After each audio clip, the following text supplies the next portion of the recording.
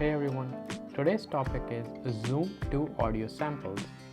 For even more precise editing, you can zoom into audio clips at the audio sample level. Audio samples show the audio waveform at a fraction of a second. Now let's see how to do that.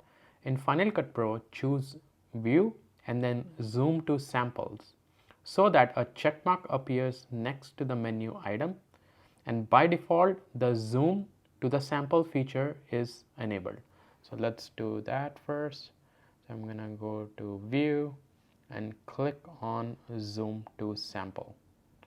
Now what I have to do is position the playhead over the clip in the timeline. So for example, I want right over here, and now you zoom in until the clip show gray overlay indicating the border of video frame. So I can zoom over here, click over here, just click over here until we see a gray frame. So I'm gonna keep zooming over here. You guys can see there's a frame, this gray frame. So I'm gonna do the maximum that I can zoom over here. So you can continue to zoom in for a closer view of a waveform.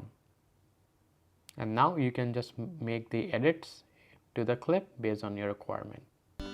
If you guys have any questions, please comment below and I'm gonna respond to that. Also stay tuned for more videos on Final Cut Pro. Thank you.